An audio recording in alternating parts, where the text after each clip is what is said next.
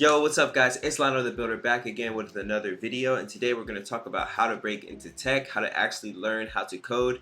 This is for the brand new people who have never even opened up Terminal before, but if you've been around for a little bit, you may be able to also get something out of this video. So we're going to start off with watching and reacting to this Fireship video here, how to actually learn to code. I'm going to be pausing it a lot because he talks fast. Let's get into it.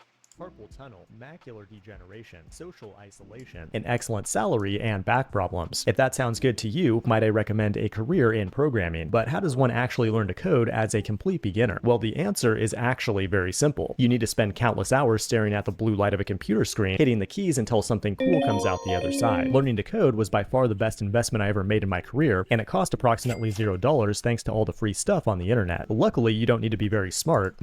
I agree. So that's something that we'll go ahead and pause right there and talk about. That there are so many free or very, very low cost things out there today that can teach you how to code. You can do it. You can learn to code with without spending a whole lot of money. But it is not easy. Let's stop right there and say that it's not easy. It will definitely be one of the hardest things that you've ever done. I have never heard somebody say that learning to code was easy without them being like joking around. You know, if this comes easy to you, you're basically a super genius Android robot. But it's like any other skill where the more that you do it, the more you will get better at it. It takes practice. It's like painting, playing the piano, playing the drums, anything else like that. Let's continue. But you do need to work hard and put in the hours required to learn the actual skill. But hours doing what exactly? Where do I even start? Sadly, there is no guaranteed step-by-step program. Every true coder will need to go on their own quest and slay their own dragons. In this video, literally, it's a whole video game. Most of the people that I talk to, it's very rare for somebody to be on the exact same path or exact same tech stack even that I am. There's so many different frameworks out there. There's so many different languages. There's so many different ways to build the same thing. And all of these ways are ever evolving. But this is a quest. This is a video game. This is a challenge. This is a path. This is exciting. This is challenging, but very, very rewarding. Challenging, rewarding, exciting, a quest. You see the images. It's very accurate. we'll create 7 different roadmaps to give you a rough idea of where to start depending on what it is you actually want to do with code. It's critical that you find a project that burns a fire in your loins, something to anchor you through the extremely frustrating process of learning a new skill. For me, that Facts. I would say though, once you know the basics, HTML, CSS, JavaScript, once you've done at least one course, one tutorial, to at least be familiar. You know, you can always go and look up things and fill in the gaps and the holes in your knowledge later. But the thing that's going to make you continue when it sucks and when nothing makes sense is going to be a project that you're building, something that you care about, that you're working on. That's a big, big fact, because it's going to be hard. It's not going to be easy. You're going to hit a roadblock. And I think this is where a lot of people turn back. A lot of people get like frustrated and dismayed and like start to feel imposter syndrome, like they're not smart enough, and like they can't do this, and like they made a mistake, and like it's too hard. And then you would want to like go back and do something that's easy and just kind of tell yourself, oh, the tech job market is broken anyway and dying. But yeah, let's keep website over 10 years ago. But nowadays you can do way cooler stuff like build games, IoT devices, web, mobile, and desktop apps, machine learning and data analysis, or code up your own low-level systems. If I had to learn to code from scratch today, here's how I would plan it out. Let's start by going down the web development path. Maybe your goal is to build the next Twitter. Web development might be the hardest path because there are many different cats and many ways to skin them. But in a nutshell, here's what you gotta do. Download an editor like VS Code, create an HTML file, and learn how the structure. Okay, before we get started in that, and he is cooking, this is right, you have to download a code editor. I'm glad that he started here this easy. Web development is basically building websites. Every small business has a website now. It's your business card. It's the way that you reach consumers for the most part. He's not talking about like no crazy software yet, but this is basic stuff. HTML, you know, great place to start. Download VS Code and start cooking. Let's listen to this. Structure of a website works. Now create a CSS file and try to make that structure look good with some custom styling. Next, you'll need to learn some JavaScript to make the website interact. Right, HTML does the look, CSS does the styling, the colors. HTML is the structure of the document. It's the newspaper parts of it, if you will. When CSS comes, it makes that look better.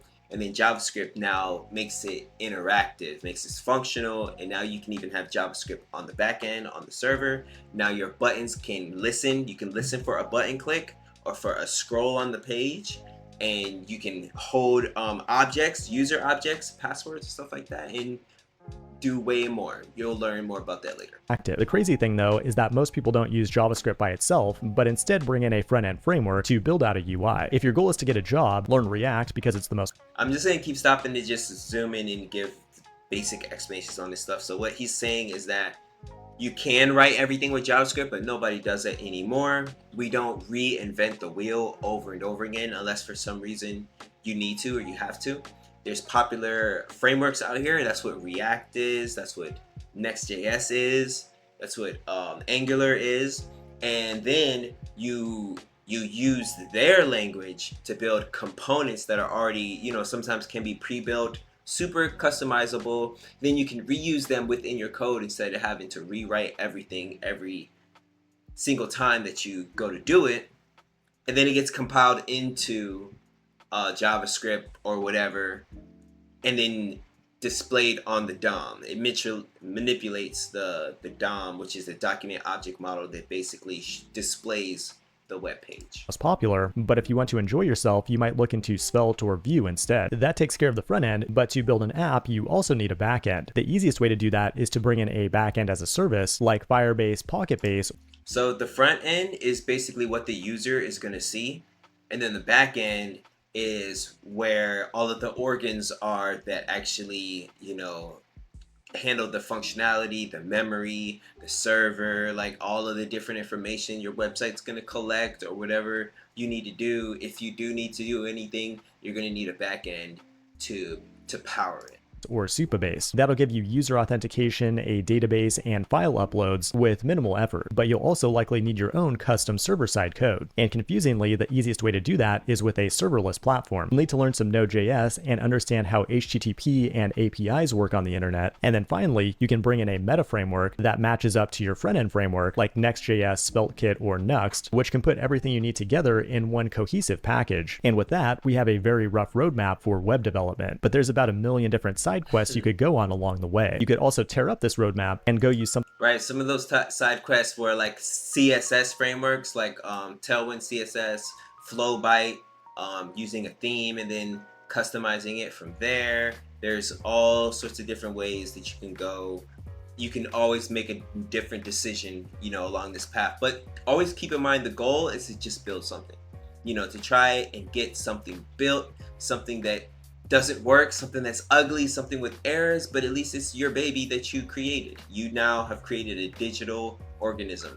Once you get something live. Something like Java and Spring Boot, Ruby on Rails, or Laravel and PHP, because virtually every programming language out there can also build web apps. Web development is more complex than any one person's comprehension. Try not to get too distracted by hype. Figure out a framework you love, get involved in its community, and learn the tools that orbit around it. Also, you could follow this roadmap step.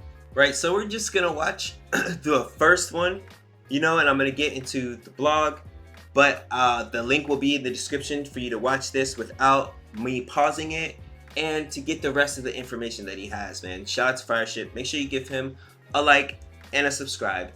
And this over here is the blog that I made, basically to kind of go along with this. This is my website. There'll be links to this in the description as well. It's How to Break into Tech with Coding, a Practical Guide. Thinking about tech.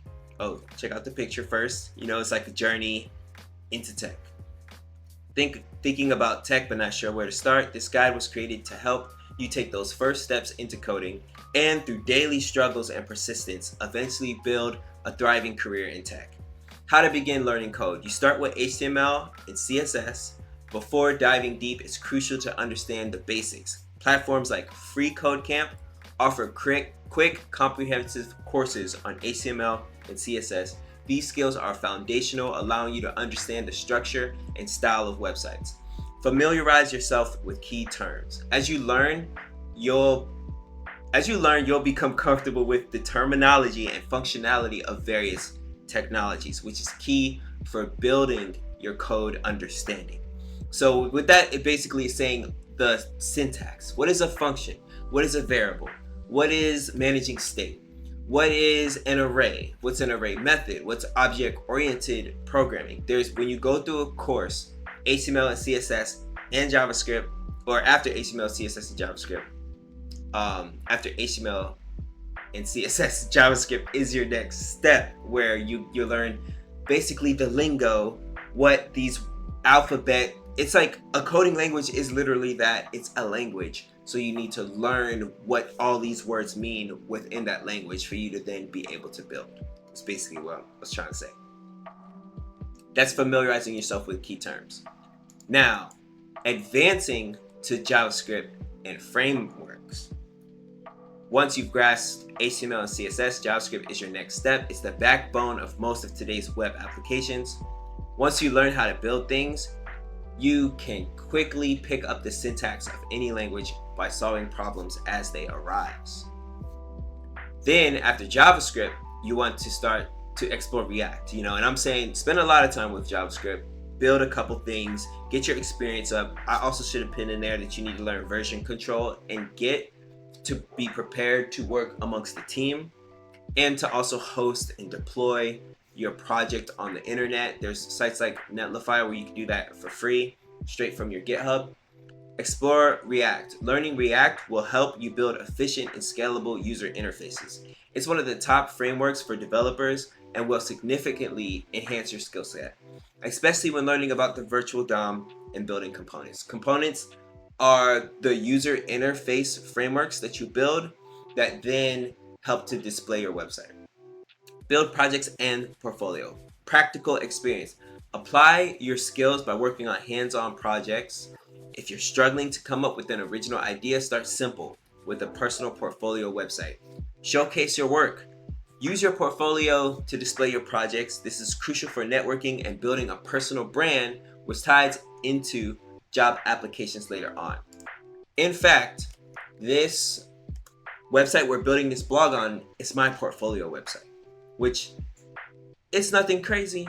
It's just black, and white, but it's a Gatsby website, which is a React framework. So it's built with components written in Markdown, I believe.